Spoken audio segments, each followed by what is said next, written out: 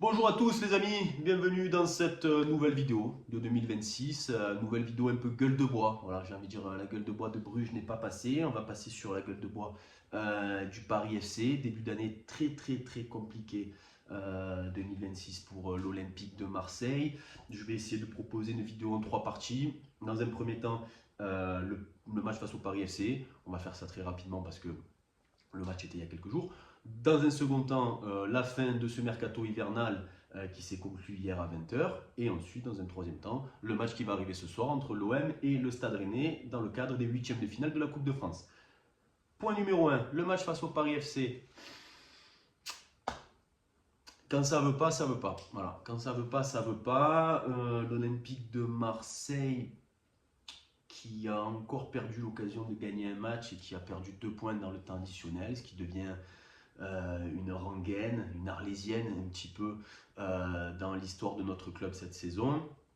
On avait pourtant plutôt bien démarré la rencontre avec une équipe très incisive. Moi j'ai aimé les mouvements offensifs entre Greenwood, Nwaneri, Pechao, Timber qui se projetaient. J'ai trouvé ça intéressant. C'était pas parfait, c'était voilà, brouillon, etc. Mais moi je leur demande pas de faire du Barça Guardiola ou du Bayern de Hansi Flick. Hein. Voilà, j'arrive à estimer à sa juste valeur le niveau de l'équipe et j'avais trouvé ça plutôt intéressant. On mène 1-0, après, après un bel exercice, on mène 2-0 avec le but d'Aubameyang.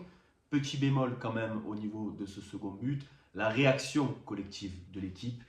Et ça se fait des bisous, et ça se fait des trucs, et ça se fait des machins, etc. Les gars, on baisse la tête. On a vécu une humiliation terrible dans l'histoire du club, en Mondiovision. Tout le monde nous a vus. Hein. Voilà, tout le monde nous a vus. On baisse la tête, on retourne au rond central et on essaye de mettre le troisième. Ce n'est pas comme ça l'Olympique de Marseille parce que l'Olympique de Marseille c'est Disneyland. Voilà, c'est Disneyland, les mecs font ce qu'ils veulent, ils gagnent des briques et des briques et des briques et ils pensent qu'en menant 2-0 contre le Paris FC, on va les excuser de tout. Malheureusement, la fin du match, patatras. Voilà, patatras. On a eu 5 changements de la part de Roberto De Zerbi dans une temporalité très courte et ça a déséquilibré l'équipe. Je suis très dur avec Roberto De Zerbi, ou je suis très juste avec Roberto De Zerbi, et la justesse veut qu'il faut être très dur avec lui. Je vais quand même l'exonérer sur cette toute fin de match, même si je pense que effectivement son coaching n'était pas très bon. Mais cela dit, les joueurs qui rentrent, ils ont le droit de se bouger le cul aussi. Ça n'a pas été le cas. Pour le coup, ça c'est pas la faute de De Zerbi. Et chapeau bas, Geronimo Rulli qui nous fait une sortie calamiteuse, catastrophique, digne des plus grands attentats de l'histoire. Comment on peut tuer son équipe qui est tremblante, qui est vraiment qui n'est pas dans une bonne spirale en faisant une sortie comme ça à la 92, 93e minute. Ça sert à quoi de faire ça? À quoi tu veux jouer mon grand? En ce moment, on a Geronimo Rulli qui veut surprouver. Je pense que c'est une envie de s'investir et c'est une envie de bien faire. Et il veut tellement bien faire qu'il fait tout mal. Il fait tout mal dans ses sorties, dans ses interventions à un contre un, etc. C'est très mauvais. C'est un gardien, moi, que je suis depuis le début de sa carrière. Même pour l'anecdote, certains qui me connaissent le savent. En 2017, je demandais à ce que Franck McCourt et Jacques-Henri Hérault, à l'époque, le recrutent parce qu'on était dans ce nouveau projet et que je me disais, ce serait le gardien de l'avenir. À l'époque, je crois qu'il était entre la Real Sociedad et Manchester City. Et on était reparti sur Steve Mandanda, qui était probablement pas le meilleur choix sportif. Mais voilà, donc Rouli, c'est un gardien que j'aime beaucoup, que je regarde et j'observe beaucoup depuis des années. J'étais très heureux de le voir arriver à l'OM, très heureux de le voir se relancer parce qu'il a eu un moment très compliqué, l'Ajax, ça s'est pas très bien passé, tout ça. Il nous a fait une très belle première saison. Il nous a fait un début de deuxième saison vraiment très convenable, je trouve.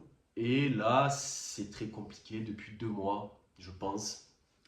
C'est problématique parce que malgré tout, dans l'Olympique de Marseille de Roberto De Zerbi, c'est Rouli, Greenwood.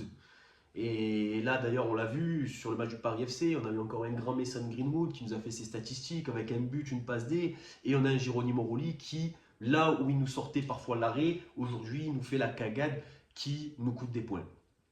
J'ai vu une statistique passer ce week-end ou hier comme quoi, s'il n'y avait pas le temps additionnel, on aurait gagné le trophée des champions, on serait qualifié en Ligue des champions en 16e de finale et on serait probablement leader de Ligue 1. Et c'est vrai que quand on fait le décompte des points entre les 2 points au Paris FC, les 2 points d'Angers, les 2 points de Toulouse, le point à Rennes, je dois en oublier d'autres, hein, peut-être Lyon également, on est sur une dizaine de points, je pense, perdus dans le temps additionnel. C'est du jamais vu. Même moi, dans mon histoire de supporter de l'Olympique de Marseille, ça fait 25 ans à peu près que je regarde. Je n'ai jamais vu ça. Et de se dire qu'on pourrait être premier s'il n'y avait pas eu ces conneries dans le temps additionnel, franchement, moi, ça me les met là. En plus de ça, on a un coach qui, pour le coup, ça, pour moi, c'est pas sa faute, ce qui s'est passé sur cette égalisation du Paris FC. Moi qui suis très à charge sur Roberto De Zerbi, je ne vais pas lui rajouter ce truc-là de Rulli, ça c'est 100% pour Rulli.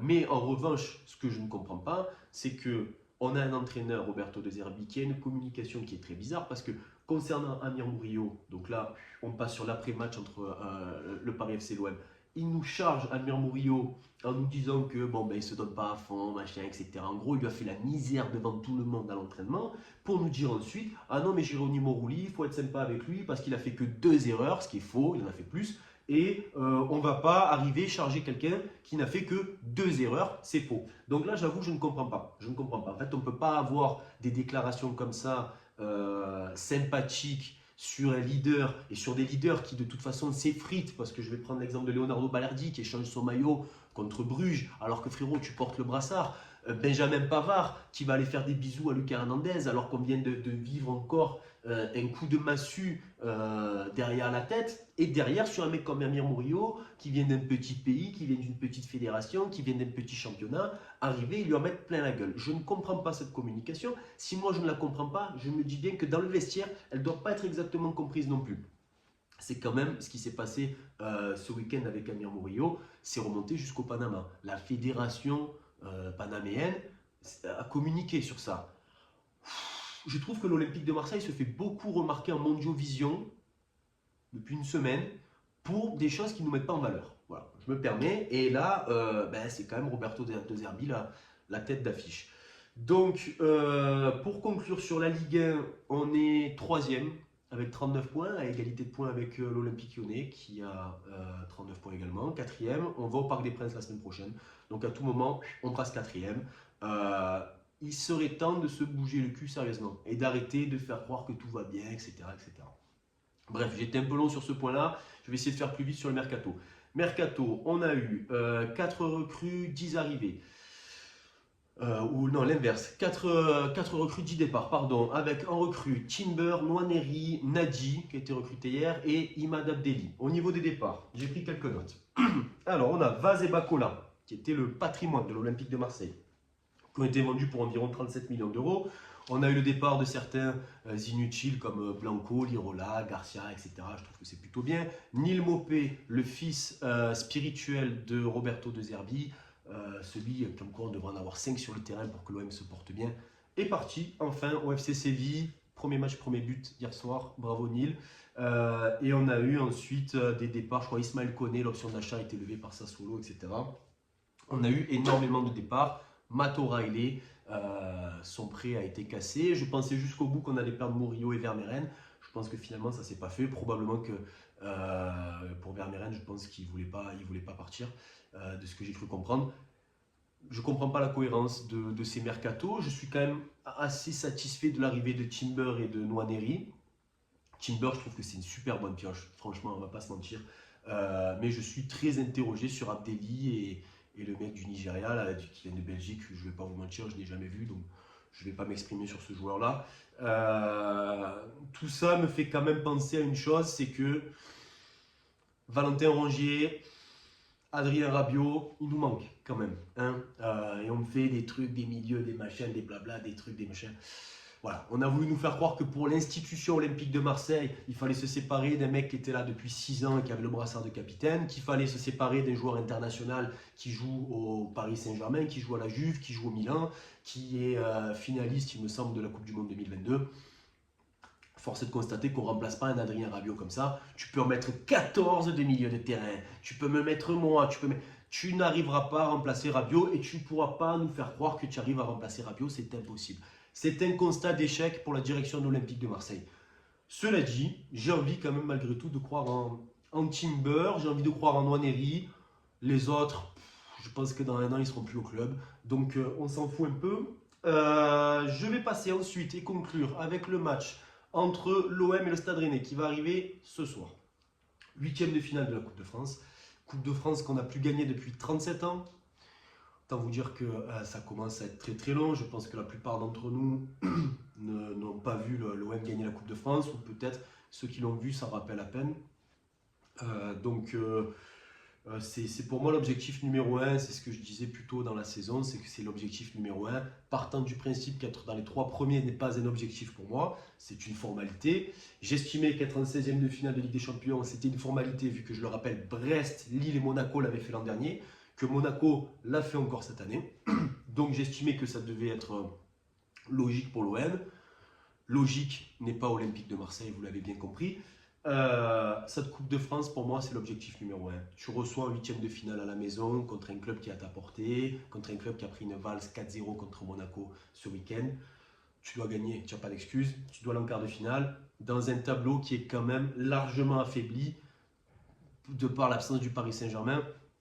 On ne peut pas se permettre aujourd'hui de faire comme si cette Coupe de France n'était pas un objectif capital pour le club, ne serait-ce que pour les joueurs et pour Roberto De Zerbi de se racheter auprès des supporters, de se racheter auprès, on va dire, du football français, mais également pour Roberto De Zerbi, à un moment de justifier les centaines de millions d'euros qui ont été mis à sa disposition depuis 1 an et demi, et aussi de justifier la réputation de grand entraîneur qu'il a. Roberto De Zerbi, je le rappelle, n'a aucun palmarès, mis à part une super coupe d'Ukraine.